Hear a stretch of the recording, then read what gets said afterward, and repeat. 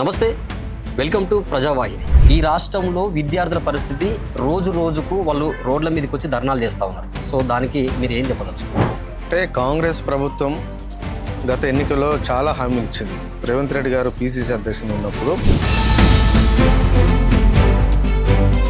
మాజీ ఐఏఎస్ అధికారి ఆకునూరు మురళి గారిని విద్యా కమిషన్ చైర్మన్గా అపాయింట్ చేసి ఇప్పటికి 2 ఏళ్ళు అవుతుంది. ఓకే, ఇంతవరకు వాళ్ళు ఇచ్చిన కమిషన్ రిపోర్ట్ ప్రభుత్వం దగ్గర ఉంది. కానీ ఎవరు ఈ కమిషన్ చైర్మన్ మాట్లాడతాడు, ప్రభుత్వం మాట్లాడతలేదు.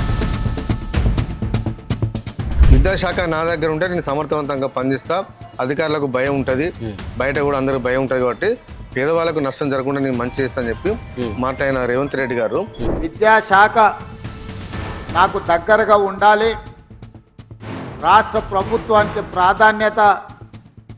అత్యంత ప్రాధాన్యత కూడుకున్న శాఖ అని చెప్పి ఈ శాఖలో నిర్ణయాలు తీసుకోవాలి అని అంటే ప్రతిసారి నేను ఎవరినో మంత్రిని పిలిచి అధికారులను పిలిచి సమీక్ష చేసి ఆదేశాలు ఇస్తే ట్రాన్స్మిషన్ లాస్ ఉంటుందని చెప్పి ఈ శాఖను నా దగ్గరనే పెట్టుకున్న నేనే స్వయంగా పర్యవేక్షిస్తున్నా.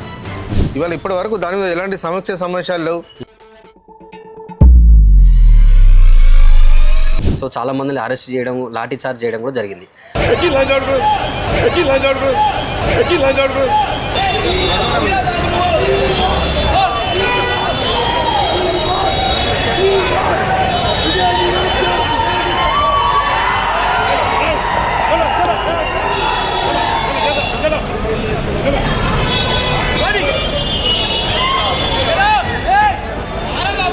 అంటే విద్యార్థులు ఆలోచిస్తారు కదా, విద్యార్థులే మర్చిపోరు, ఈ రాష్ట్రం నిరుద్యోగులు మర్చిపోరు, వాళ్ళ తల్లిదండ్రులు మర్చిపోరు.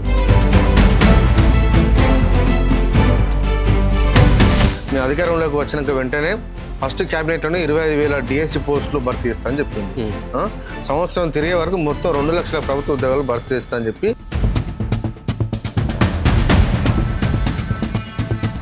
ఎన్నికల ముందు కోదండరామ్ గారు కూడా అన్నారు, కాంగ్రెస్ పార్టీ అవకాశం ఇవ్వండి, ఖచ్చితంగా జాబ్ క్యాలెండర్ అమలు ఇస్తారని చెప్పారు. వాళ్ళు ఒక జాబ్ క్యాలెండర్లే అసెంబ్లీలో బట్టి విక్రమార్క ఆనందం చూసి తప్ప అసలు ఎన్ని ఉద్యోగాలు ఖాళీలు ఉన్నాయి, ఏ డిపార్ట్మెంట్లో ఎన్ని ఉద్యోగాలు ఖాళీ అనే విషయాన్ని చెప్పాల్సిన బాధ్యత ఈ ప్రభుత్వం మీద ఉంటుంది. ఇంతవరకు కూడా ఏం చేయట్లేదు.